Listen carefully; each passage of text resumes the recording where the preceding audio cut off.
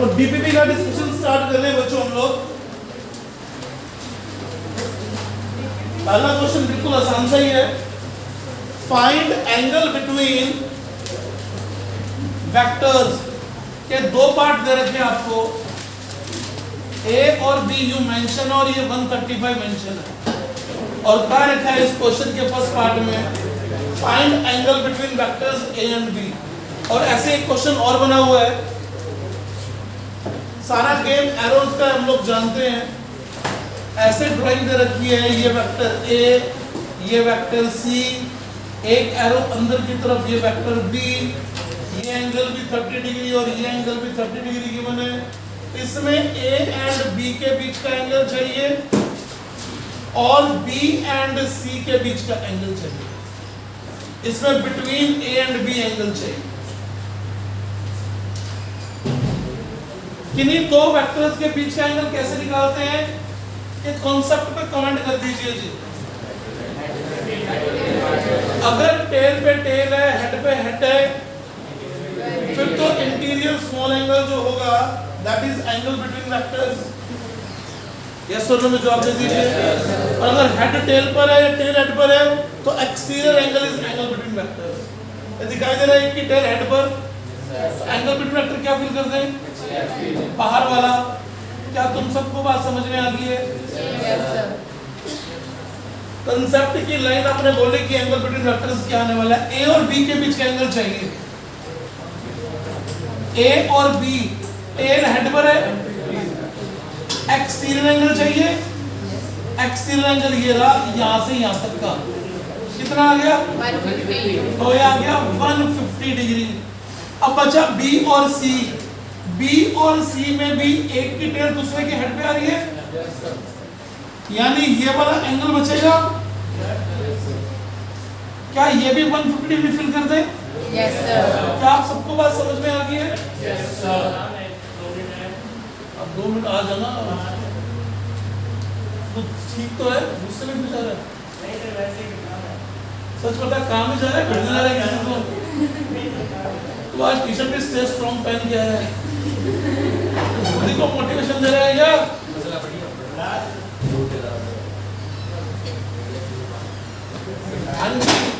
क्या हम सबको बात समझ में आएगी इन दो क्वेश्चंस की?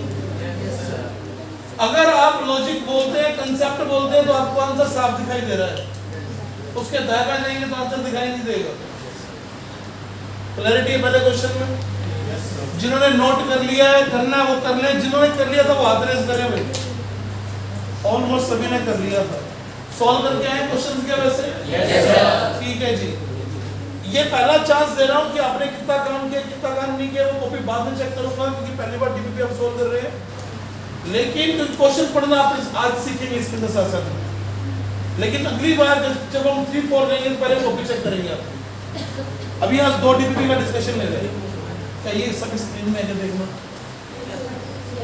ठीक है जी। सेकंड क्वेश्चन की वर्डिंग ले रहे हैं जी। सेकंड क्वेश्चन भी सेम ही है। ए बी सी डी की ड्राइंग बना रखी है और मोर देन वन करेक्ट है नहीं पता नहीं, बट ड्राइंग दे रखी है उसने ऐसे बना के। ये वेक्टर ए एरो मार्क करना जरूरी है, ये बी, ये सी और डी का एरो इस तरफ जा रहा है जी। एंगल दे रखे आपको 110। ये वाला एंगल कितना दिया आपको? 70 डिग्री। 120। ये वाला एंगल कितना रखा आपको? 120। ये दे दिया गया 120 और 60। जवाब दे दीजिए, क्या ड्राइंग समझ में आ गई क्या? Yes sir. सभी को बात समझ में आ गई है? Yes sir. अब पूछता क्या, चेक करते हैं ऑप्शन में, angle between A and B is 70 degree, तो पहला ऑप्शन तो रॉन्ग हो गया। आगे आ जाइए, angle between C and D is, वो कह रहे हैं 60 डिग्री, लेकिन हेड पे हेड है तो ये एंगल बीच का एंगल है, तो वो ऑप्शन भी गलत हो गया। आ जाइए जी, angle between B and C is 110 degree option दे रहा है, तो बी और सी एक्सटीरियर ही गिनना था, 110 मैच भी कर रहे हैं, तो थर्ड ऑप्शन मैच कर गया। फोर्थ भी चेक कर लेते हैं, angle between B and C 70 degree wrong है, तो 110 तो प्रूव कर दिया हम लोगों ने। क्या तुम सबको सेकंड क्वेश्चन भी समझ में आ गया? Yes sir. ये क्वेश्चन समझ में आ गए आपको। अब वो बढ़ रहे हैं थर्ड क्वेश्चन में। यहां से कई बच्चों को क्लैरिटी आनी चाहिए, पहले हाथ रेज करें जिन्होंने थर्ड क्वेश्चन नहीं किया अभी तक।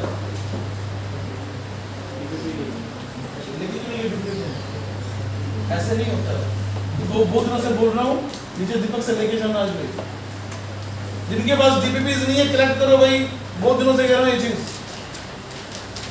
ड्राइंग में अलग अलग क्वेश्चन दे रखा है, ड्राइंग दे रखी है और पूछा है कि a plus B plus C 0 किसके लिए है, which can have resultant 0 a plus B plus C 0। ये ड्राइंग पहले आपको ये दे रखी है, a इधर बना रखा है, ये थोड़ा चेंज कर देना, ये कैपिटल ABC लिख रहा हूँ क्योंकि नीचे की ड्राइंग में सब कैपिटल ABC लिखा दिया। ये A दे दिया, ये B दे दिया और ये C दे दिया। इस डायग्राम को दोबारा से बना रहा हूँ, थोड़ा बड़ा करके बना रहा हूँ, कुछ एक्स्ट्रा बातें बताने का मन है बीच में। क्या ड्राइंग आप सबको समझ में आ रही है? ये दे रखी है आपको।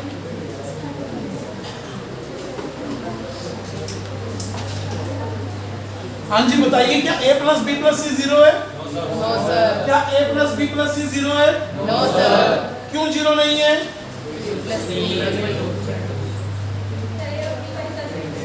A और B का रिजल्टेंट C है। अनन्या ने ये बोला है कि आप सब इससे इत्तेफाक रखते हैं, इस बात को मानते हैं? कौन ये सर कह रहा है भैया? आदरेश करें। No sir, A plus B का रिजल्टेंट C नहीं है, एरो देख लो भैया, C और B का रिजल्टेंट A है। आया ना, मैं जवाब दो। Yes sir. C और B का रिजल्टेंट A है। अगर कोई मेरे से इस क्वेश्चन में ये पूछता कि इसकी वैल्यू और कुछ लिख सकते हो क्या आप, तो मैं इसकी वैल्यूज 2 और लिख सकता हूं, या तो मैं इसको 2A लिख सकता हूं,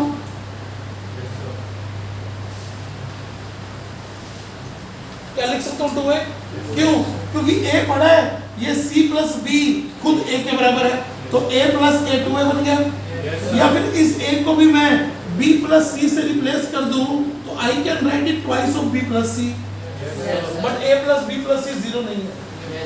क्या इसके 2 पॉसिबल आंसर आपको और दिखाई दिए? Yes sir. क्लैरिटी आ जानी चाहिए अब आप लोगों के पास। क्या बात समझ में? ट्रायंगल हम कैसे बोल रहे हैं? वैसे भी क्लोज्ड पॉलीगन का रिजल्टेंट 0 होता है। क्लोज पॉलीगन मतलब कोई कहेगा ये भी तो क्लोज स्ट्रक्चर है, क्लोज स्ट्रक्चर नहीं कह रहे हम लोग इस तरीके की, एरो वाइज क्लोज स्ट्रक्चर बने, ऐसे चलते हुए एरो 0 कर दे तो रिजल्टेंट 0 होता है। क्या तुम्हें बात समझ में आ रही है? तो क्या इसका रिजल्टेंट क्लोज पॉलीगन बन रहा है? नहीं बन रहा, तो 0 तो नहीं है इसका रिजल्टेंट। सेकंड ड्राइंग क्या दे रखी है उसमें बात करते हैं, तो इसका रिजल्टेंट तो 0 नहीं आया जी। सेकंड ऑप्शन चूज कर रहे हैं, देखते हैं क्या है। सर ये 2A या फिर 2B प्लस C वापस बता दो। अब दोबारा से सुनो फिर, C प्लस B का वैल्यू कितना आ रहा है तुम्हारी ड्राइंग के अंदर? A, कैसे पता लग रहा है? क्योंकि A का रिजल्ट है। तो तुम C प्लस B को A से रिप्लेस कर सकती हो, क्या A को B प्लस C से रिप्लेस कर सकती हो? B प्लस C भी तो A के बराबर हो गया, ऑर्डर चेंज करो बेटा। Yes, sir. तो तुमने इस B प्लस C को अगर A रख दे तो आंसर कितना बन जाएगा, और इसको B प्लस C रख दे तो आंसर क्या बन जाएगा? कैसे लिखा समझ में आया तो बच्चों? आ जाइए सेकंड पार्ट में, यानी सेकंड ड्राइंग पे। ड्राइंग बना रखी है, कुछ यूं सीधे रखा है, नीचे की तरफ A दे रखा है और B इधर दे दिया है। क्या ये क्लोज पॉलीगन है? Yes sir. तो इसका रिजल्टेंट पक्का कितना होगा? 0। अभी ध्यान से सुनना भैया, 2-3 बातें बोल रहा हूं, क्लैरिटी लेके आइएगा। क्लोज पॉलीगन का मतलब आप इसको यूं देखिए, सबका ध्यान यहाँ 1 मिनट के लिए। आप इसको डिस्प्लेसमेंट बोल सकते हैं, इतना आया फिर इतना गया फिर इतना गया, तो नेट डिस्प्लेसमेंट 0 है। क्या मैं इसको हमेशा डिस्प्लेसमेंट बोलूं? ये इतना फोर्स किधर लग रहा है, इतना फोर्स किधर लग रहा है, इतना फोर्स किधर लग रहा है, तो भी नेट 0 है। इसको चेक करना सिखाता हूं दोबारा से। क्या सी इधर फोर्स लग रहा है, मान लो एक ही एरो, हर एरो को एक ही जगह पे ले आता हूं, क्या ए इधर लग रहा है, समझ में आ रहा है? क्या बी इधर लग रहा है, समझ में आ रहा है? इस ड्राइंग से क्लैरिटी है कि बी की इस तरफ की वैल्यू सी के बराबर है। क्या तुम्हें बी का ये कंपोनेंट समझ में आ गया? इसका हम पैरेलल कंपोनेंट या एक्स कंपोनेंट बोल देते हैं। और बी का वाई कंपोनेंट पक्का ए के बराबर और अपोजिट है लेंथ में। क्या एरो से मैग्नीट्यूड रिप्रेजेंट होता है? एरो की लेंथ से मैग्नीट्यूड रिप्रेजेंट होता है, तो बी का ये पार्ट इसके बराबर और अपोजिट, तो ये कैंसिल हो गया। ये पार्ट इसके बराबर अपोजिट कैंसिल हो गया। अब चाहे डिस्प्लेसमेंट से सॉल्व करो, चाहे फोर्स बोल के सॉल्व करो, चाहे वेलोसिटी बोल के सॉल्व करो, क्लोज्ड पॉलीगन का रिजल्टेंट, क्लोज्ड पॉलीगन का रिजल्टेंट मतलब चाहे वो डिस्प्लेसमेंट का रिजल्टेंट हो, चाहे वो फोर्स का रिजल्टेंट हो, चाहे वो वेलोसिटी का रिजल्टेंट हो, चाहे वो किसी और वेक्टर क्वांटिटी का रिजल्टेंट हो, क्लोज्ड पॉलीगन का रिजल्टेंट 0 होगा। क्या समझ में आ रहा है? उस वेक्टर क्वांटिटी का रिजल्टेंट 0 होगा। क्लैरिटी है? रिकॉर्ड क्यों कर रहे हैं? डीपीपी समझ में बात आ रही है? ताकि इसको मल्टीपल टाइम तुम देख के बात को समझ सको बार बार। इंडिविजुअली कोई डाउट पूछता है तो इतनी क्लैरिटी फिर भी नहीं आती डीपीपी की, ताकि तुम इसको देखो और समझ सको कि एक्सप्लेनेशन कैसे आती है इन चीजों की। और वर्डिंग पे काम चल रहा है, लॉजिक तो पता ही है अपने को। चलिए जी, हमारे को ऑप्शन मिल गया। थर्ड पार्ट चेक कीजिए, a प्लस बी प्लस सी का रिजल्टेंट 0 है क्या? डी के बराबर आ रहा है। थर्ड ड्राइंग में a प्लस बी प्लस सी का रिजल्टेंट, ये a, ये b और ये c दे रखा है, ये d बना के दे रखा है। लेकिन हमसे तो a प्लस बी प्लस सी की वैल्यू 0 नीचे पूछा है, तो ये तो d के बराबर आ रही है, तो रिजल्टेंट 0 सिर्फ इस ड्राइंग में आ रहा था। आया ना? में जवाब दे दीजिए। सबको बात समझ में आई? 3 क्वेश्चन जा चुके हैं, 4 पे प्रोसीड कर रहे हैं भैया। आप सब जानते हैं कि 4th क्वेश्चन आसान है। कोई एक्सप्लेन करना चाहेगा आप में से? लिखा क्या हुआ है, बताइए जी, क्या लिखा हुआ है? लिखा है a प्लस बी का रिजल्टेंट a के बराबर और b के मैग्नीट्यूड के बराबर है। क्या ये क्वेश्चन मैंने कॉपी में बहुत बार देख लिया? तुम इसको क्या पढ़ते हो बोल दो। बस ये सबसे बड़ी गड़बड़ है। क्या कैप लगा हुआ है? Then why are you setting on magnitude 1 1 1? If आपको ऐसा कुछ दिया होता a cap plus b cap का रिजल्टेंट a कैप के बराबर या फिर b कैप के मैग्नीट्यूड के बराबर है, तब तो आप बोलते हैं 1 और 1 का रिजल्टेंट 1 आ रहा है। अरे ये 1 और 1 का रिजल्टेंट 1 बोल रहे हैं तुमने? यहां तो मैग्नीट्यूड मेंशन ही नहीं है। f और f का रिजल्टेंट f आ रहा है, ये भी f ये भी f का रिजल्टेंट f आ रहा है, तीनों के मैग्नीट्यूड बराबर है। 2 और 2 का रिजल्टेंट 2 आ रहा है, हर स्टेटमेंट ट्रू है। क्या बात समझ में आ रही है? Yes sir. तो आप इसको 1 1 1 पढ़ना छोड़िए, कैप हो तभी 1 1 पढ़िए। अरे लाइन तो क्लियर कर रहा हूँ, बात समझ में आ रही है ना? लेकिन वो बात क्लियर है कि वन इक्विलेटरल ट्रायंगल है। इक्विलेटरल ट्रायंगल ये बोल रहा है किसी f और f का रिजल्टेंट f है, तो ड्राइंग ये वाली बन गई। जवाब दे दीजिए। क्या आप सबको बात समझ में आ गई है? एंगल 60 लिखोगे, कुछ और लिखोगे? a और b के बीच का एंगल ये रहा, a प्लस b और a के बीच का एंगल 60, a प्लस b और b के बीच का एंगल ये रहा। क्लियर है? a और b के बीच का एंगल 120। ये टेल पे टेल है, ये हेड पे हेड है, लेकिन ये टेल हेड पे है, तो एक्सटर्नल नापना पड़ेगा। जवाब दे मेरे बच्चों कि आपको ये क्वेश्चन नंबर 4 समझ में आया क्या? Yes sir. नहीं समझ में आया? तुम इसको क्या पढ़ती हो बोल दो।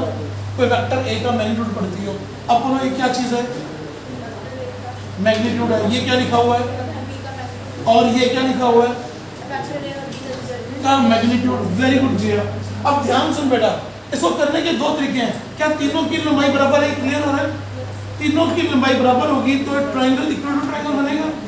तो तुम्हें ए और बी यू मार्क करना पड़ेगा, तो आर ये आएगा। क्लियर है? अब ए और बी के बीच का अगर एंगल निकालना था तो एक्सटीरियर एंगल या क्योंकि टेल हेड पे आ गई, ये पक्का 60 प्रूव हो चुका है, तो एक्सटीरियर एंगल ये रहा। या फिर दूसरा मेथड भी है। क्या तुम्हें ये रिलेशन याद है रिजल्टेंट का बेटा?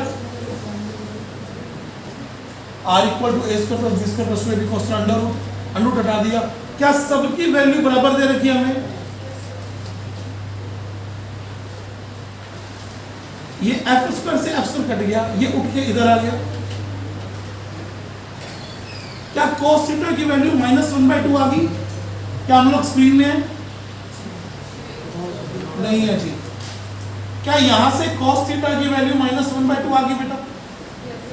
तो थीटा कितना डिग्री आ गया? 120 डिग्री। जवाब दे दीजिए। क्या बात समझ में आ गई? सेकंड मेथड से भी बेटा ये भी समझ में आ गया। इसका यूज करना सीखना बहुत जरूरी है। क्या यहाँ पे हम लोग स्क्रीन में हैं? Yes, sir. ठीक है, यहाँ से शुरू करेंगे। ये बात समझ में आ गई तुम सबको? हमारे क्वेश्चन हो चुके टोटल 4। फिफ्थ क्वेश्चन की तरफ बढ़ रहे हैं जी। फिफ्थ क्वेश्चन की वर्डिंग पढ़िए सारे जने वर्डिंग पढ़ लीजिए। ये 8 डाइन लिखा हुआ है। डाइन सीजीएस यूनिट है फोर्स का। जैसे न्यूटन वैसे डाइन यूनिट होता है। आगे जाके पढ़ेंगे इसके बारे में। तो डाइन मत पढ़ना, डाइन लिखा हुआ है।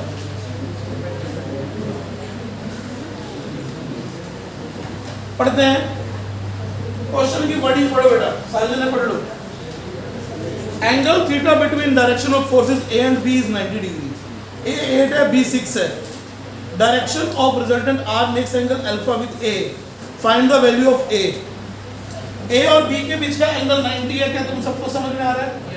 ए की वैल्यू कितने रखी है बेटा? ए को थोड़ा लंबा दिखाए थे। 8 डाइन्स, ये ए हो गया। बी की वैल्यू क्या? रिजल्टेंट ये बनना जरूरी हो गया। इनके बीच का एंगल तो 90 गिवन है। एंगल बाहर शो कर रहा हूं मैं क्योंकि ए और बी के बीच का एंगल दे रखा है, तो एक्सटर्नल लिखूंगा क्योंकि टेल हेड पर लगा रखी है। रिजल्टेंट की वैल्यू भी आ गई तुम्हारे पास। यस और नो में जवाब दे दो भैया। क्या तुम्हें ये एंगल दिखाई दे रहा है? कितने डिग्री प्रूव हो गया? कितने डिग्री प्रूव हो गया? कैसे? tan theta equal to 6/8। क्या 37 डिग्री दिखाई दे रहे हैं? Yes, sir. क्या सारे एंगल मेंशन कर पाएंगे? ए और आर के बीच का एंगल 37। ए और बी के बीच का 90 दे रखा था। बी और आर के बीच का एंगल टेल पे टेल हेड पे हेड दिखाई दे रही है। पूछता क्या वो देख लो। R makes angle alpha with A. Option मांगता आपसे। क्या आप लोगों को जवाब समझ में आ गया? जवाब नहीं आया तुम्हारा भैया? तो angle made by R with A is 37 degree. A option is correct option. क्या आपको फिफ्थ क्वेश्चन भी समझ में आ गया? ओके, नेक्स्ट क्वेश्चन की वर्डिंग पढ़े बच्चों।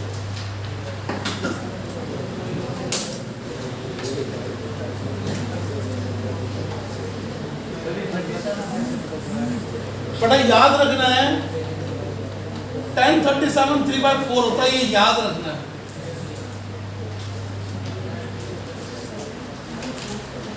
ठीक है, स्पेशल ट्रायंगल है। tan 37 3/4 और tan 53 कितना हो जाएगा? इसका मतलब tan 53 4/3 हो जाएगा। ये दोनों रिजल्ट्स तुम्हें याद होने चाहिए। सिक्स्थ क्वेश्चन की वर्डिंग पे जा रहे हैं। पढ़ लीजिए आप लोग वर्डिंग। सिक्स क्वेश्चन जिनका हो चुका है वो हाथ रेज करने भी है। ओके ओके, जिनसे नहीं हो उनसे बात करेंगे। Which of the following can not be resultant of 5 Newton and 7 Newton? Can not भी लिखा हुआ है। और रिजल्टेंट मांगता है 5 न्यूटन और 7 न्यूटन का। इसकी रेंज क्या आ जाएगी? a माइनस बी से लेकर a प्लस बी की रेंज है। हाँ ना, में जवाब दे दीजिए। क्या आप सबको रेंज समझ में आ गई? इसकी क्या हो सकती है पॉसिबल? मिनिमम से मिनिमम वैल्यू 2 न्यूटन की है और मैक्स टू मैक्स 12 न्यूटन की है।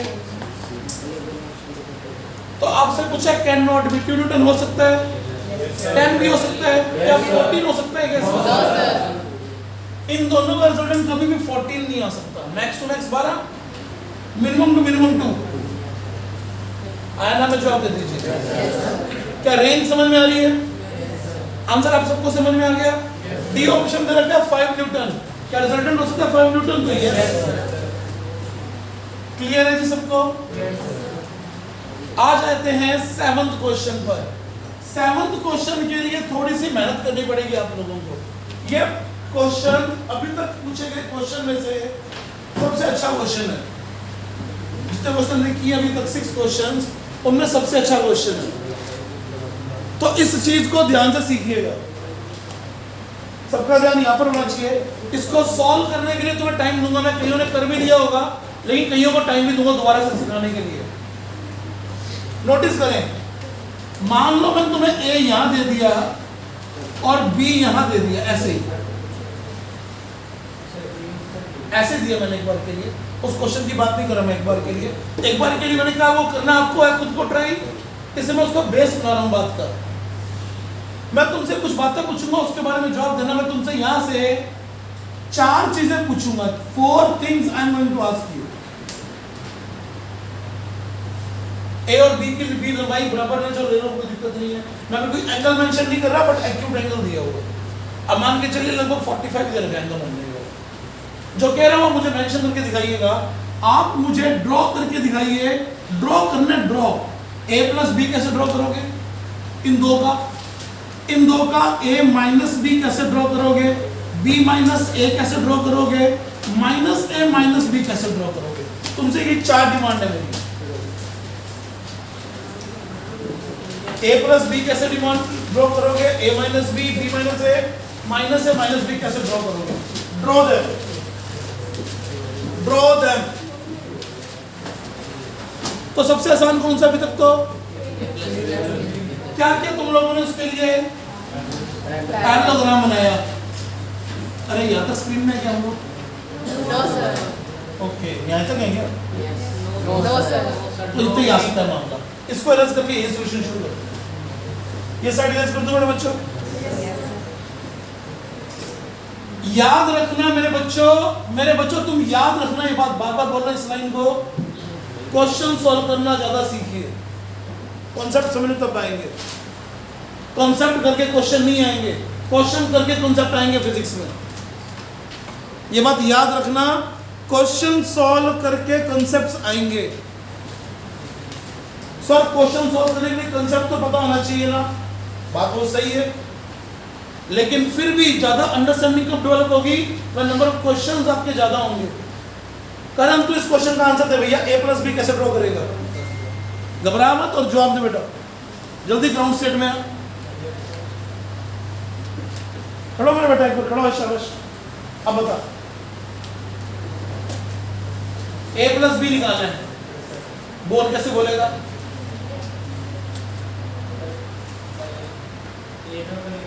पहले ए ड्रॉ किया मैंने, ले बेटा शाबाश।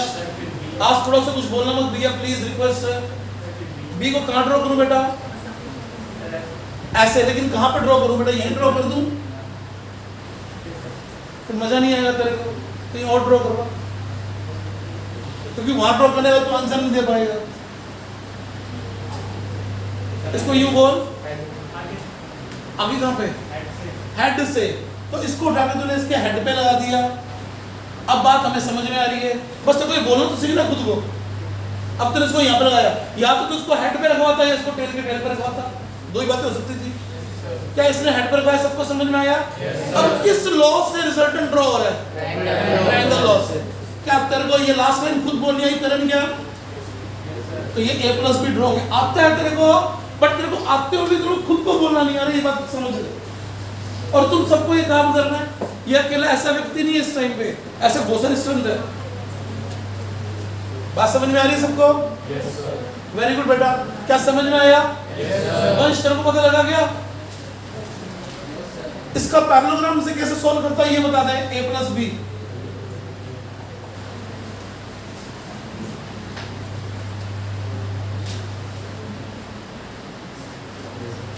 तू बता विशाल।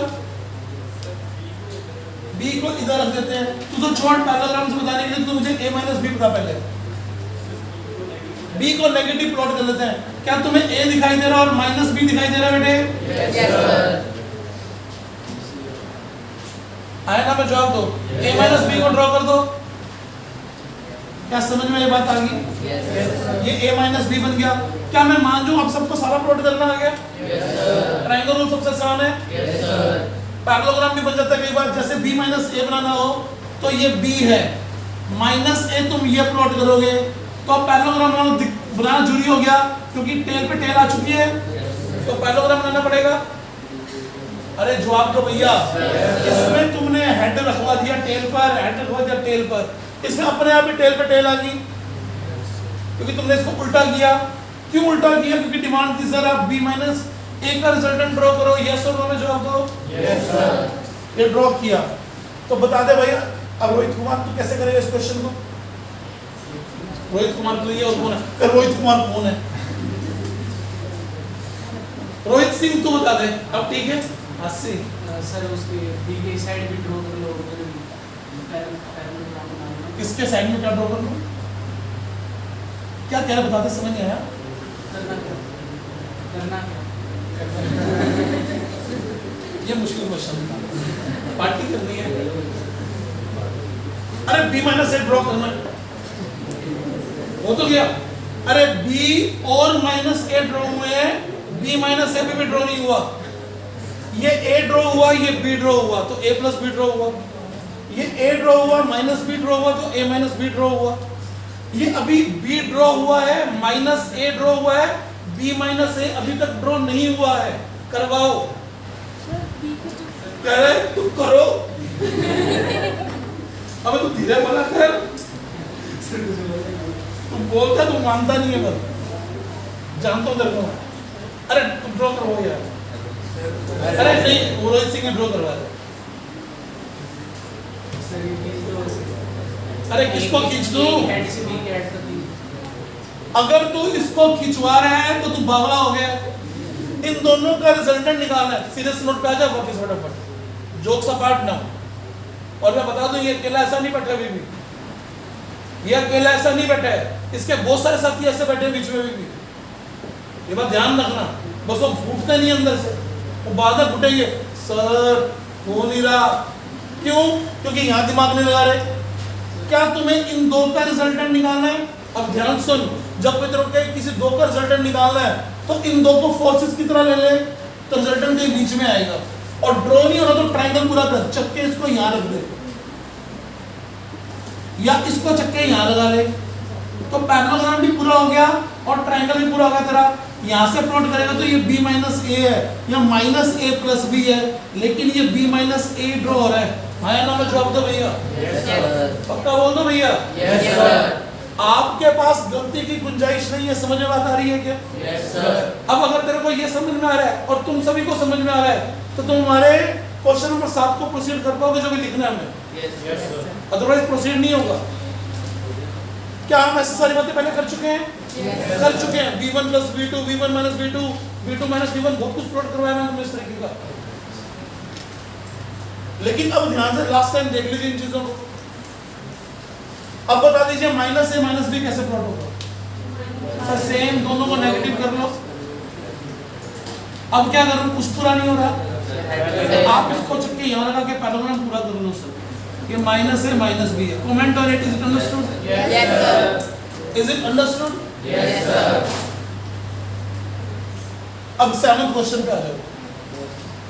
7th क्वेश्चन में ये दे रखा है आपको a और ये दे रखा है आपको b। एंगल दे रखा था क्या? No, sir. नहीं दे रखा, लगभग प्लॉट करना है। एंगल 60 डिग्री गिवन है डियर।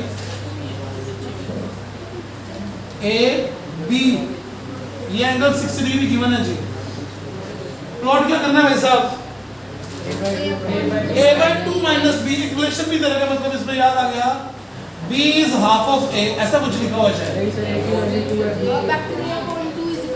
अरे a का मैग्नीट्यूड अपॉन b का मैग्नीट्यूड ऐसा दे रखा है, हाँ ना में जवाब दो भैया। सर a का 2 अरे a b की लेंथ पे कमेंट किया हुआ है भाई। अच्छा मैग्नीट्यूड 2 1 लिखे हो तो ही तो लिखा हुआ है, 2:1 में मैग्नीट्यूड जाएंगे।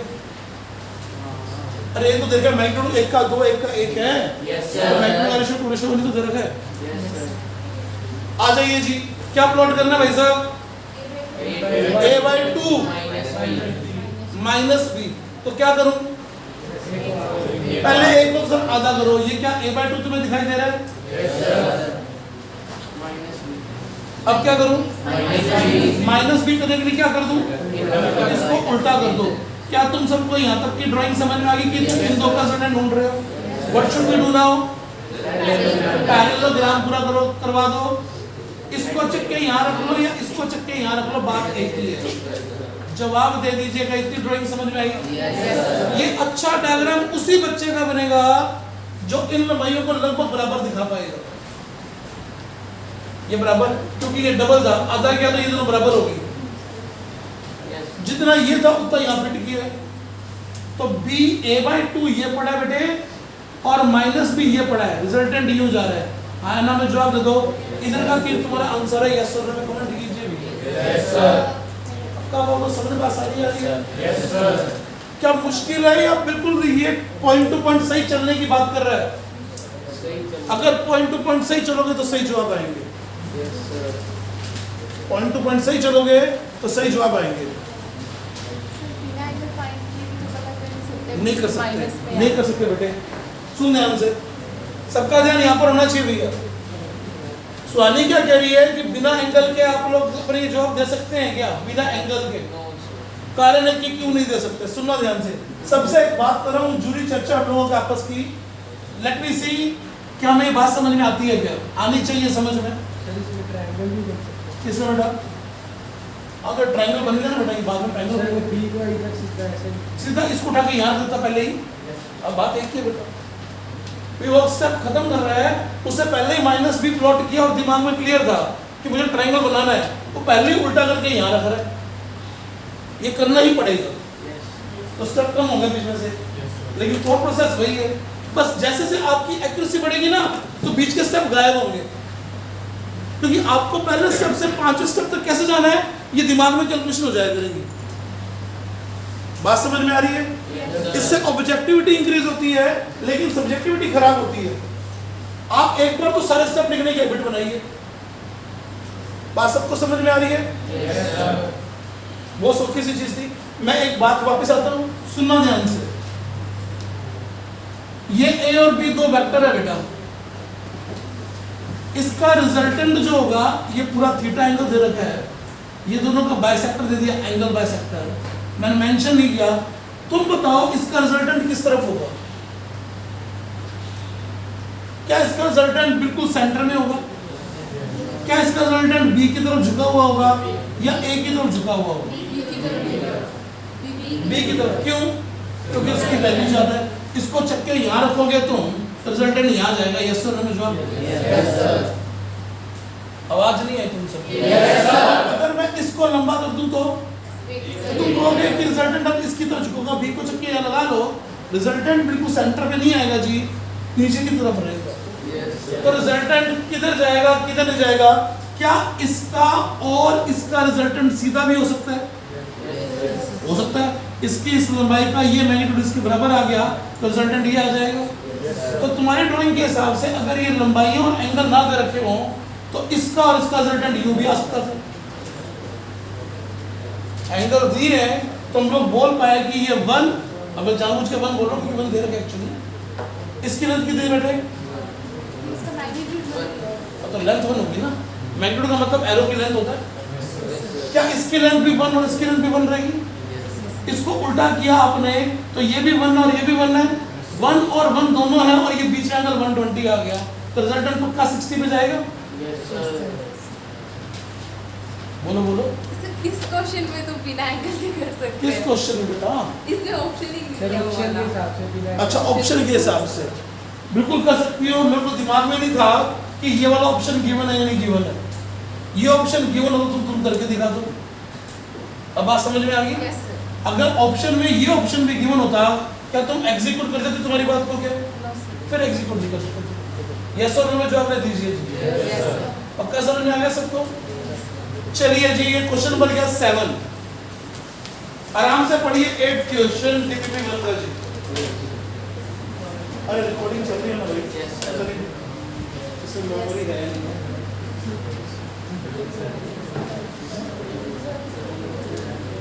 क्या 8 क्वेश्चन मुझे करवाना है? चेक कर लो भैया, 8 करवाना है या नहीं करवाना है? पढ़ लेते हैं अपन एक बार। A vector is that will 30 degree west of north direction, whether b 15 degree south of east, their resultant cannot be in the direction. तो तुम लोग कर ही लोगे? पक्का बोल दो भैया। आ जाओ जी 9th क्वेश्चन पे आ जाओ। क्या 9th क्वेश्चन किसी ने कर लिया? क्या मैंने करवाया? अच्छा, करवा चुका है क्वेश्चन क्या मुझे? 9th क्वेश्चन सॉल्व कर रहे हैं जी। सबका ध्यान बोर्ड पे होना चाहिए।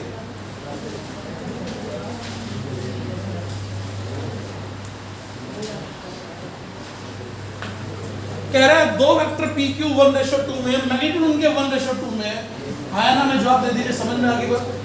ये गिवन है आपको, बोर्ड से ध्यान मत हटाइएगा जी। फिर कह रहे हैं रिजल्टेंट जो एंगल बनाता है वो tan इनवर्स √3/2 बनाता है। रिजल्टेंट का फॉर्मूला क्या आप लोगों को याद है? b sin theta upon a plus b cos theta होता है। Yes, sir. आराम से जवाब दे दीजिए, क्या ये बात समझ में आ गई है? Yes, sir. और आपको क्या रखा है कि एंगल जो बनता है फाइनली रिजल्टेंट P और Q का रिजल्टेंट, देखो ये P Q मैंने ऐसा बना लिया जानबूझ के, और आपको ये वाला एंगल दे रखा है tan इनवर्स √3/2, यानी tan phi की वैल्यू कितनी गिवन आपको? तो पूछता है P और Q के बीच का एंगल बता दीजिए। P और Q के बीच का एंगल बता दीजिए। एंगल दे रहा है tan इनवर्स √3/2 1:2 में दे रखा है। क्या यहाँ पर इसकी जगह पर √3/2 पुट कर दें?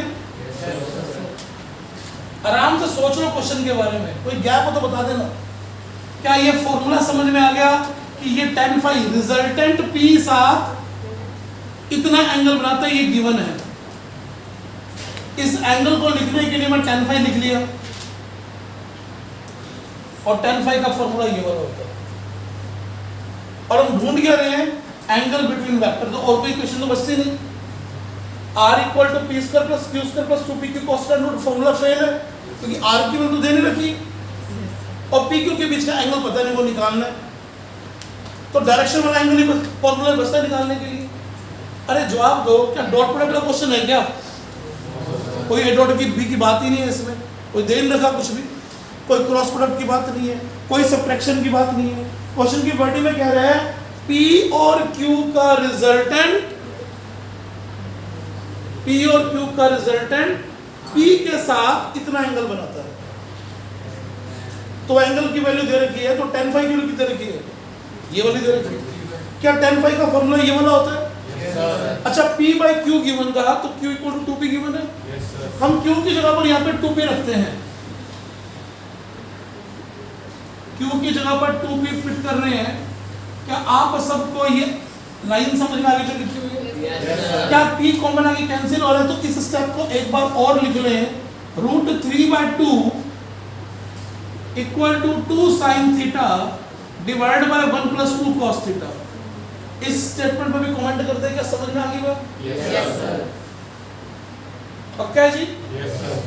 यहां पर इस क्वेश्चन को सॉल्व करने के अब दो मेथड बन जाते हैं, या तो सॉल्व करो या ऑप्शन पुट करो।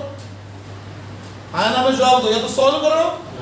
अच्छा, सॉल्व करना लंबा काम है, इसमें करूंगा सॉल्व मैं पूरा वैसे कभी, लेकिन लंबा काम है। ऑप्शन पुट करना ज्यादा आसान है। एक तरीका बताऊं करने का सॉल्व। ऑप्शन पुट करना ज्यादा आसान काम है। जैसे ऑप्शन पुट करोगे पूरा √3/2 बन जाना चाहिए। 60 के लिए आ रहा है, अपन पूरा भी सोल्व करेंगे इसको, लेकिन बात समझ में आ गई कि यहां पर ऑप्शन पुट करना आसान है, लेकिन सोल्व पूरा कर रहे हैं। क्रॉस मल्टीप्लीकेशन में जाते हैं, √3 + 2√3 cos थीटा, क्या इसका मल्टीप्लीकेशन इन दोनों से हो गया? Equal to 4 sin theta. क्या sin थीटा को मैं ये लिख दूं तो दिक्कत तो नहीं है? यस और नो में जवाब नहीं आया भैया। दोनों तरफ स्क्वायर कर रहे हैं, squaring both sides, squaring both sides. इसके स्क्वायर में मैंने √3 को पहले ही बाहर निकाल दिया और अंतर बचेगा 1 + 2 cos थीटा का होल स्क्वायर इक्वल टू 4 का स्क्वायर, इधर 1 - cos स्क्वायर थीटा। स्टेप बोलते समझ में आ गया ये वाला? 4 स्क्वायर इसका स्क्वायर किया तो अंडर हट चुका है, ये अंडर का होल स्क्वायर लगा लो एक बार और कोई समस्या नहीं होनी चाहिए। √3 का कॉमन लेके स्क्वायर किया तो 3 आ चुका है, अंदर बन चुका है 1 + 4 cos square theta + 4 cos theta. Yes और नो बेटा? Yes sir. Equal to 16 - 16 cos square theta. Yes और नो में जवाब दे दीजिए वाली बात का भी। थोड़ा तांजा में सोल्व करना पड़ेगा, इलाज नहीं है। 3 + 12 cos square theta + 12 cos theta equal to 16 - 16 cos square theta. Yes और नो में जवाब दे दीजिए इस बात पे दीजिए। Yes sir. इसको इकट्ठा कर लेते हैं। 28 cos square theta 6 × 12 28 + 12 cos theta minus का 13 इक्वल्स टू 0। cos थीटा में क्वाड्रेटिक है तो cos theta equal to -b ± under plus वाले के चल रहे हैं b स्क्वायर -4ac और -13 है तो cos 30 के नेगेटिव खा गए ट्वाइस a। यस और नो में जवाब दे दीजिए जी, पक्का बोल दीजिए। ये 144 है, ये 52 × 28 है जी, तो ये आ गया 56 40 4 5 10 और 4 14, ये आ गया 1456 144 1600 1600 अंडर हो गया 40। क्या समझ में आ गया? पूरा 1600 बन रहा है बेटा। Yes sir. 1600 का स्क्वायर रूट 40, तो आ गया आपके पास 40/2 × 28, तो 28 से 28 कट गया डियर। Yes sir. अरे जवाब दे दो भैया। Yes sir. क्या थीटा 60 डिग्री फिर प्रूव हो गया? Yes sir. क्या ये लाइन समझ में आ रही है? Yes sir. अरे ये लाइन समझ में आ रही है? Yes sir. ये तो सॉल्व कर लो, करना है, पेशेंस से काम तो करना ही करना सीखना है। मैथमेटिक्स का पेपर तुम्हारा जेई का लंबा ही आएगा, आसान बट लंबा। मैथमेटिक्स में कमेंट करो, इस साल भी ऐसा हुआ, पेपर तो लंबा ही आएगा मैथ्स का, तो आपको पेशेंस से सोल्व होता चला जाएगा, पेन चलाना है। मैं हर स्टेप बोल के तुम्हें समझाने के लिए कर रहा हूं, तो स्पीड थोड़ी स्लो है, तुम इसको फास्ट कर सकते हो, बट वो प्रैक्टिस से होगी। अच्छा एक बात भी बता दो, कंसेप्ट समझना और क्वेश्चन सॉल्व करना दो अलग अलग बातें हैं, ये पूरी क्लैरिटी तुम्हें आ रही है? Yes sir. कॉन्सेप्ट एक पेज की है सारी के सारे। ए क्या होता है, बी क्या होता है, आर क्या होता है, सब्ट्रैक्शन क्या होता है, डॉट प्रोडक्ट क्या होता है, क्रॉस प्रोडक्ट क्या होता है, इसका शॉर्ट नोट एक पेज में रेडी हो जाएगा। लेकिन क्वेश्चन सॉल्व करने में जो समय देना है वो तुमने देना ही देना है, मुश्किल नहीं है। आ जाइए, नोट कीजिए, ये आपकी डीपीपी 1 खत्म होती है जी। इतने क्वेश्चन तो डीपीपी 1 में, डीपीपी 2 का सॉल्यूशन स्टार्ट करेंगे हम लोग आज। 2 सॉल्यूशन हो जाएंगे, 1 और 2 क्या आज हमारे। फटाफट नोट कीजिए जिसे नोट करना भी है।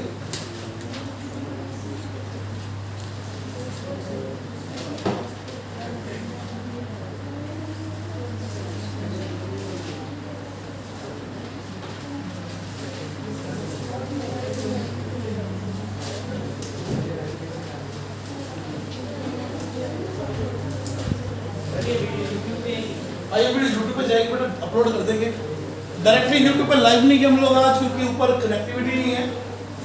नीचे वाले रूम में क्लास लगा तो डायरेक्टली लाइव भी हो जाते हैं।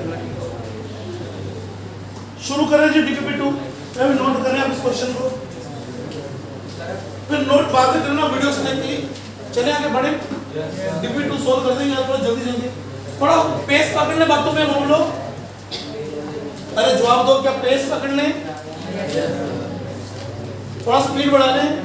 तो डीपीपी 2 का पहला क्वेश्चन पढ़िए बच्चों फटाफट।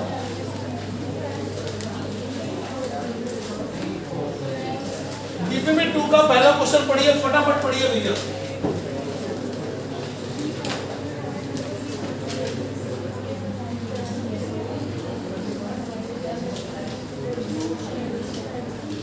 तीन कोऑपरेटिव वेक्टर है ए बी सी, ए का मैग्नीट्यूड 2, बी का 3, सी का 6, angle between A B B C C C A is 120 degree each, A B C का रिजल्टेंट निकालना है।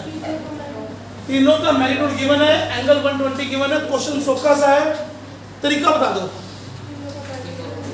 तीनों का मैग्नीट्यूड दे रखा है। किस टॉपिक का क्वेश्चन है पहले तो ये कंफर्म करो। अनन्या, निशा, किस टॉपिक का क्वेश्चन है? डीपीपी 2 का पहला क्वेश्चन। हाँ,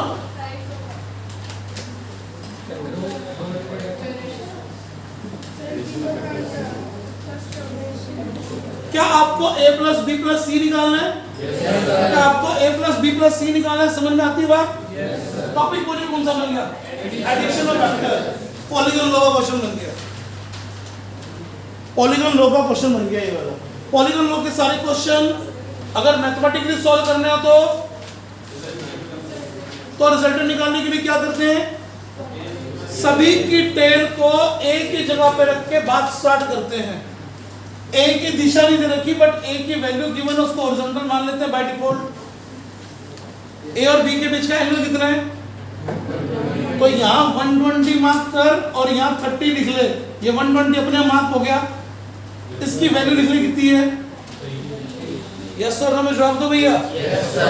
अच्छा, सी और ए के बीच का एंगल भी गिवन है, तो ए को यहाँ मार्क, सी को यहाँ मार्क कर ले, यहाँ से 30 डिग्री पर।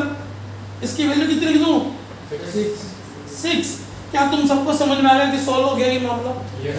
कैसे करोगे फटाफट बोलो भैया। कंपोनेंट करके। क्या तुम सबको यहाँ पर ये b sin 30 और b cos 30 दिखाई दे रहे हैं? क्या तुम्हें 6, अरे ये साइन लिख दिया मैंने यार, ये cos है और ये साइन है। यहाँ आ जाओ जी। क्या ये 6 cos 30 और ये, अब इसको 3 लिख लेते हैं शॉर्ट में करने के लिए, मामला सेट रहेगा। b की वैल्यू पुट कर दी, ये 6 sin 30 आ गया। यस और नो में जवाब दे दीजिए। Yes sir. पक्का बोल दीजिए। Yes sir. x का मामला लिख लेते हैं, ये है 3 sin 30 हाफ होता है, तो क्या ये वैल्यू 3 है? क्या ये वैल्यू 3/2 है? 3 में से 2 गया तो इधर का बचा 1 प्लस 1 प्लस 3/2 5/2। क्या तुम्हें ये वाली वैल्यू समझ में आ गई फाइनली? Yes sir. आवाज नहीं आई है तुम बच्चों के लिए? Yes sir. हाँ जी शिवानी, पक्का बोलो बेटा। सिया तुम्हें समझ में आ रहा है क्या? पीछे बोल दो भैया, विंशी का जाना, तुम बोल दो भी समझ में आ रहा है तुम लोगों को? सारे जने जवाब दे दीजिए मिलजुल के एक बार। आ जाइए y कंपोनेंट, ये भारी हो गया उससे। 6 cos 30 3 cos 30, तो लीजिए 3 cos 30 बच गया। 3 cos 30 रिजल्टेंट है, cos 30 की जगह पर √3/2। यस और नो में ये भी जवाब दे दीजिए। तो रिजल्टेंट निकालना है, तो यही बच गया रिजल्टेंट। तो कितना? 5/2 का स्क्वायर प्लस 3√3/2 का स्क्वायर रूट। क्या रिजल्टेंट की वैल्यू समझ में आ गई? ये रिजल्टेंट किसका है? आप कहोगे ये a plus b plus c का रिजल्टेंट का मैग्नीट्यूड है। अरे बोल दो, क्या ये 25 दिखाई दे रहा है? क्या ये 27 दिखाई दे रहा है? 4 का रूट तो 2 बार आ ही जाएगा। अंदर कितना बच गया? 25 प्लस 27 52। अरे हाँ ना, जवाब दो भैया। ऐसा कोई ऑप्शन दे रखा है क्या? आप तो √13 कर लो ना, ये लो यार, उसमें क्या दिक्कत है यार? अरे बोलो तो सही। Yes sir. कहते काय हो, लेकिन बात समझ में आ रही है कि चीज तो यही सॉल्व होनी थी। Yes sir. आइडेंटिफाई करना था, पहला पॉइंट तो ये था। क्या चीज लिखी? किस टॉपिक से क्वेश्चन है।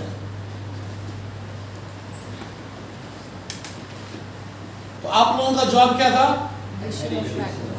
लास्ट में जवाब था, पहले तो कुछ अलग अलग जवाब थे। अब पता लग गया पॉलीगॉन लॉ एडिशन का क्वेश्चन है वाला। साफ लिखो a plus b plus c निकालो भैया वेक्टर फॉर्म। क्लियर है जी? आ जाइए फर्स्ट क्वेश्चन की बात पढ़ेंगे। रिजल्टेंट का फॉर्मूला बताओ तो मुझे क्या होता है?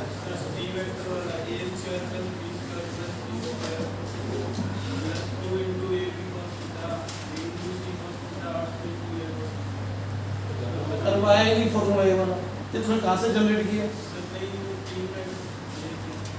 तीन वेक्टर के रिजल्टेंट का ये फॉर्मूला तुमने डेवलप कैसे कर लिया बेटा? हमने तो दो कर जनरेट कर रखा है, a square plus b square plus 2ab cos theta under root, तीन का तो होता ही नहीं है बेटा। सुन विशाल, क्या चक्कर है? इस क्वेश्चन को मैं तो तीन मेथड से करने की सोचेगा कि तीनों का लगा लूं रिजल्टेंट का फॉर्मूला, तो समस्या क्या आएगी कि a और b के रिजल्टेंट की कुछ डायरेक्शन आएगी। आया ना जवाब दे बेटा? हालांकि ये कहीं इस तरफ होना चाहिए b की तरफ, क्योंकि b की लंबाई ज्यादा है। क्या बात समझ में आ रही है? तो फिर इसका c से एंगल बदल गया नहीं बदल गया? तो c से एंगल यहाँ निकालना पड़ेगा। बात समझ में आ रही है? या जो तुमने फॉर्मूला दे रखा है वो कैसे डेवलप किया वो बता। एक मिनट विशाल,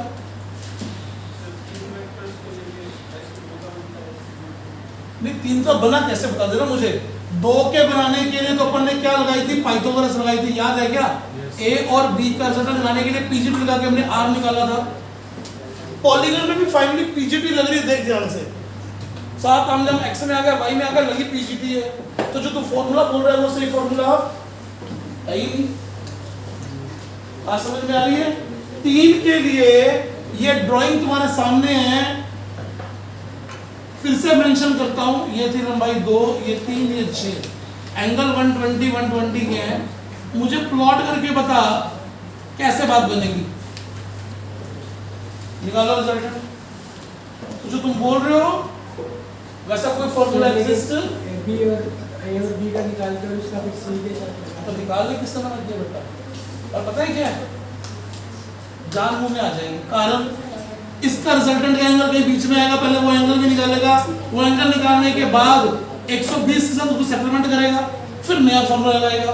तो बताओ कैलकुलेशन बढ़ रही है घट रही है? रायता फैल रहा है। क्या फैलाना है समेट रहे हैं? समेट दो। पॉलीगन लॉ के क्वेश्चन को कंक्रीट लाइन में खत्म कीजिए। अगर मोर देन 2 वेक्टर्स हो तो सबकी टेल एक जगह पे, कंपोनेंट कीजिए, रिजॉल्व कीजिए और उत्तर निकाल दीजिए। क्या बात सबको समझ में आ गई है? इससे आसान आपको रास्ता दिखाई नहीं देगा जी। आ जाइए जी सेकंड क्वेश्चन पे। क्वेश्चन में कह रहा है कि A B C unit vector हैं, a plus B equal to C है, तो a और b के बीच का एंगल बताना है जी। अरे तुम्हें वर्डिंग समझ में आ रही है क्वेश्चन की? तो सारे पढ़ लो, सारे वर्डिंग पढ़ो भैया। सारा गेम वही है, वर्डिंग पढ़ना। क्या दे रहा है? a plus B minus C equal to 0, यानी a plus B plus C equal to 0 equal to C हो गया। क्या 1 और 1 का मैग्नीट्यूड 1 दे रहा है? Yes, क्या फिर ड्राइंग तुम्हारी पक्का ऐसी बन गई? अरे कुछ तो कह दो। पूछता क्या फिर बोल दो? एंगल बिटवीन, तो angle between A and B आपके सामने है। इसमें यूनिट वेक्टर गिवन है मुझे। क्या हम सबको ये सेकंड क्वेश्चन भी समझ में आ गया? आ जाइए थर्ड क्वेश्चन में।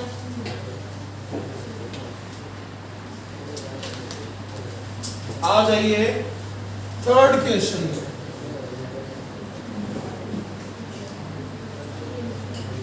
कह रहा है इनमें से कौन से फॉलोइंग सेट का रिजल्टेंट 0 कभी नहीं हो सकता? 3 4 5 का रिजल्टेंट 0 हो सकता है क्या? 3 4 5 का रिजल्टेंट 0 हो सकता है क्या? तो जवाब है यस। कैसे चेक करते हैं? बात सुनो। किन्हीं भी दो वेक्टर्स को पकड़ लीजिए, इसकी रेंज क्या आएगी? 1 to 9 आएगी। हाँ ना में जवाब दे देना। इन दोनों का रिजल्टेंट 1 to 9 में 3 आ सकता है, 3 और 3 का रिजल्टेंट 0 हो सकता है। तो this set can give you 0 answer. किन्हीं भी दो को पकड़ लीजिए, आप जिन्हें 4 5 को पकड़ते, आप 3 5 को पकड़ते, 3 5 का रिजल्टेंट अगर लेते हैं तो 2 से 8 के बीच में आता। आया ना में जवाब दे दीजिए। 2 से 8 के बीच में 4 से 4 और 4 का रिजल्टेंट 0 हो सकता है। तो ये सेट आपको 0 आंसर दे सकता है। उसने पूछा कौन सा सेट 0 आंसर नहीं देगा? बी सेट चेक कीजिए। 2 1 3 का रिजल्टेंट 0 हो सकता है। Yes, sir. ये 3 बन ही गया, इसका मैक्स 3 से 3 0 हो सकता है। क्लियर है जी?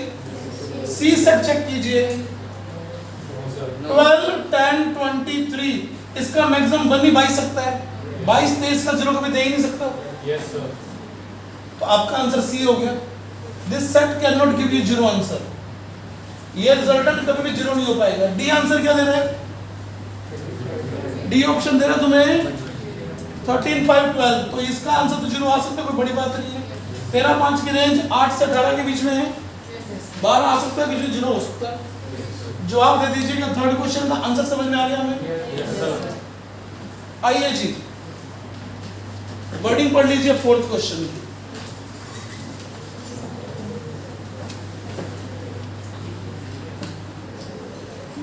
अरे शीट सॉल्व करना इंपॉर्टेंट मामला है, पता लग रहा है क्या सबको? Yes, Yes, sir. sir. किस किसने बिल्कुल काम नहीं किया था? अभी शुरू नहीं किया? तेरे को भी नहीं मिली, ठीक है? तेरे को डिग्री नहीं मिली, ये मिल चुकी है। सॉल्व किए? आप अंकल क्वेश्चन सॉल्व किए क्या? Yes, sir. आप क्वेश्चन में स्ट्रेंथ मत खो गए तो अपने भी अभी क्वेश्चन देखो समझ में आ रहा है? दिमाग के क्वेश्चन समझ में आ रहे हैं? सभी को मामला समझ में आ रहा है? Yes, sir. बोलो कशिश, समझ में आ रहे क्वेश्चन सारे? मोनिका तुम्हें सभी को पता लग रहा है? मुस्कान बता दे बेटा, जवाब दे दीजिए। कोई परेशान हो रहा हो इन क्वेश्चन से तो No, sir. कि यार ये क्वेश्चन तो बहुत भारी होते हैं, ऐसा होता, ऐसा वैसा कुछ नहीं है, कंसेप्चुअल चीजें हैं। क्लियर है जी? आगे बढ़ते हैं फोर्थ पे। a plus B plus C 0 है, यानी क्लोज पॉलीगन बन चुका है। Yes, sir. a plus B plus 0 है तो क्लोज ट्राइंगल है ये। और पढ़ते क्या कहते हैं? कह रहे हैं 2 के मैग्नीट्यूड बराबर है, किन्हीं के 2 बराबर ले लो।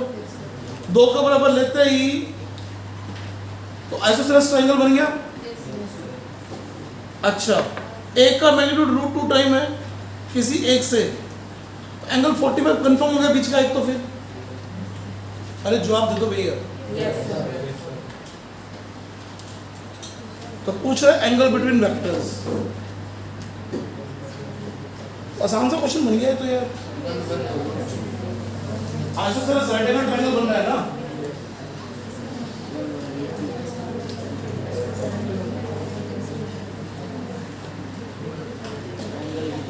क्या आप लोगों को 2 साइड बराबर दे रखी है? सुन लेना मेरी बात को, सुन लेना बात को। क्या 2 साइड बराबर दे रखी है आपको? 3 पॉसिबल ड्राइंग्स देख रहे थे अपने, 2 साइड बराबर बना ली हम लोगों ने, साइड को ए बोल देते हैं। हाँ ना, जवाब दीजिएगा, सुन लीजिए बात कुछ।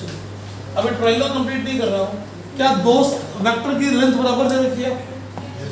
अब एंगल 3 प्रकार की हो सकते हैं, तो एक्यूट होगा या ऑब्ट्यूज होगा या नहीं होगा। तीसरा वेक्टर बोल रहा है वो √2 है लेंथ का है। क्या ये लेंथ √2 से बड़ी है, बराबर है, छोटी है? √2 है, तुम्हें सिर्फ किसमें मिलेगी? क्या ये √2 से बराबर है, छोटी है, बड़ी है? तो सिर्फ तुम्हें ये लेंथ √2 में मिल रही है। यस और नो में जवाब दे दीजिए। अब आप इसको क्लोज पॉलीगन में कन्वर्ट कर लीजिए। यस और नो में ये भी जवाब दे दीजिए। Yes, sir. अब ये दोनों बराबर होते हैं, ये 45 तय हो गया, Yes, sir. लेकिन हेड टेल के सीन दिखाई दे रहे हैं। 135. तो सारे एंगल बाहर के कितने हैं? तो ये एंगल कितना हो गया डियर? 135. ये भी कितना हो गया? 135. और ये कितना हो गया? 90. क्या तुम्हें समझ में आया? एक्सीलर angles are the angles between vectors. Your answers will be 135 135 90। क्या बात समझ में सबको आ गई है?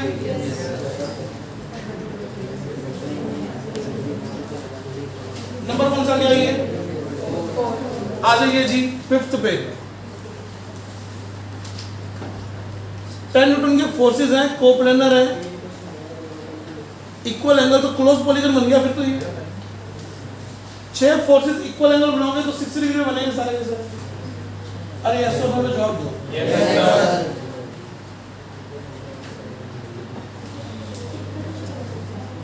चेक करना, 6 फोर्सेस को इक्वल एंगल पे लगाना है। क्या कह रहे हो? If the angle between the neighboring forces are equal, then the resultant is, और कोप्लेनर वेक्टर्स है, लगाते जो बराबर एंगल पे। एंगल की वैल्यू गिवन है अपने को ना, तो निकालनी है चाहिए। 6 forces 10 Newton each acting at a point are coplanar। अच्छा एक्टिंग एट अ पॉइंट लिखा है ना, और 6 को लगाना है और कोप्लेनर है, तो ऑब्वियसली 60 का बन गया डायग्राम ये वाला। 360 पे तो डिस्ट्रीब्यूट करना एक पॉइंट पर लगा के, तो सबके बीच का एंगल 60 आ गया, दिखाई दे रहा है हमें। तो 60 डिग्री पर लगाने पर ये क्लोज्ड हेक्सागन बन रहा है। 1 2 3 4 5 6 equal side equal angle, resultant is 0। क्या बात सबको समझ में आ गई है? क्वेश्चन की वर्डिंग को फिर से सेट कर देता हूं। सारे फोर्सेस कैसे लग रहे हैं?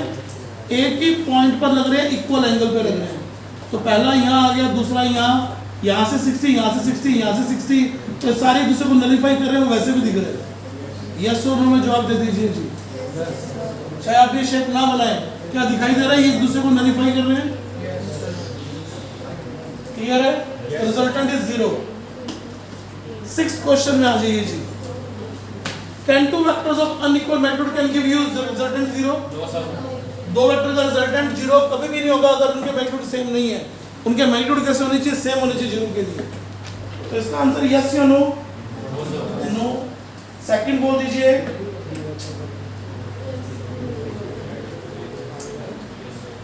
यस सर किसका? जब वो एक ही प्लेन में है। लेकिन अगर एक प्लेन में नहीं है तो रिजल्टेंट 0। तीन वेक्टर का रिजल्टेंट 0 होने के लिए उनको एक प्लेन में होना जरूरी है। ठीक है जी, सभी को बात समझ में आ गई है? Yes sir. 7th क्वेश्चन पे आ जाइए जी। ये क्वेश्चन क्लासरूम में दिया हुआ है, 3 आंसर आ जाएगा। Yes sir. ए कैप और बी कैप का रिजल्टेंट सी कैप है, तो A cap minus B cap का मैग्नीट्यूड बताना है। तो 1 और 1 का रिजल्टेंट 120 डिग्री चला गया, तो ए कैप और माइनस बी कैप के बीच का एंगल कितना आ जाएगा? 60 डिग्री। तो 1 और 1 का रिजल्टेंट 60 डिग्री में निकालोगे तो क्या आएगा? √3। क्या याद आ गया ये क्वेश्चन भी आप लोगों को? 7th भी गया जी आपका। 8th क्वेश्चन में आ जाइए जी। F1 की वैल्यू 10 है, F2 की वैल्यू 8 है, एंड इनके बीच का एंगल कितना रखा आपको? मैग्नीट्यूड ऑफ देयर डिफरेंसेस निकालना है। तो 60 एंगल के डिफरेंस निकाल दो। यस और नो में जवाब दे दीजिए। कईयों का जवाब नहीं आ रहा है, थोड़ा सा इंटेंसिटी लो हो रही है, ये लास्ट के 10 मिनट इंटेंसिटी बढ़ाइए, उल्टा एकदम डल मत हो जाइए। 10 मिनट ये जो लास्ट के हैं इसमें इंटेंसिटी थोड़ी बढ़ाइए। क्वेश्चन की वर्डिंग दोबारा से पढ़ो भैया। कौन सा क्वेश्चन की वर्डिंग? 8th क्वेश्चन की वर्डिंग सबने पढ़ ली। 10 और 8 के बीच का एंगल कितने डिग्री दे रखा है? आपसे पूछा क्या गया? Magnitude of that difference. तो डिफरेंसेस के बीच का एंगल कितना बच गया? कि F1 F2 अगर मैं यू मार्क करके 120 पे लिख लूं तो माइनस F2 तो इधर ही आएगा। तो ये एंगल कितना बच गया? तो आपको याद है कि सिर्फ डायग्राम में नेगेटिव लिखते हैं, बाकी आंसर तो फॉर्मूले में लिखना है। 8 square plus 10 square plus 2 8 10 cos 60 square root. क्या पता लग गया? ये सब्ट्रैक्शन का मैग्नीट्यूड है, सब्ट्रैक्शन है उनके डिफरेंस का मैग्नीट्यूड है। सॉल्व कर लो यहाँ से। 244 आंसर आ रहा है जी। क्लियर है जी? ये 8th भी गया जी आपका। 9th पे आ जाइए जी। 9th कॉलम को मैच करना सीखना आप लोगों ने। आ जाइए जी। कॉलम 1 कह रहे हैं a प्लस बी प्लस सी की वैल्यू कितनी होगी पहले डायग्राम में? क्लोज डायग्राम हो गया a, तो a plus B plus C match करो। a में कहां से मैच कर रहा है? r से मैच कर रहा है। a plus B equal to minus C का मतलब a plus B plus C equal to 0 ही होता है। तो a का मैच हो गया r से। क्या आपको दिखाई दे रही है ये बात? क्लियर है? आ जाइए जी। b का मैच करते हैं। a plus B equal to C बन रहा है, तो a plus B equal to C कौन सा ऑप्शन है? a plus B equal to C s option है, तो b का हो गया s ऑप्शन। आ जाइए जी। c में आ जाइए। c प्लस b a के बराबर है। c प्लस b a के बराबर p ऑप्शन बिल्कुल सही है। तो सी का पी ऑप्शन है ना, में जवाब दे दीजिए जी। Yes sir. D question, C plus A B के बराबर है, सी प्लस ए बी के बराबर क्यों में दे रखा है? B minus B. क्या आप सबको बात समझ में आ गई है? जवाब तो दे दो यार, पक्का बोल दो। आ जाओ जी 10वें क्वेश्चन में। आज का सबसे बढ़िया क्वेश्चन ये 10th क्वेश्चन है। ये जो बीच में गैप है, वहां जेरी की फोटो थी, उड़ गई है, पता नहीं भाग गया। टॉम की फोटो तो रह गई है, जेरी तो आ गया। चलिए जी, क्वेश्चन की वर्डिंग पढ़िए। सबसे अच्छा क्वेश्चन ये वाला ही अभी तक का। देखते हैं समझ में आता है या नहीं आता मुझे।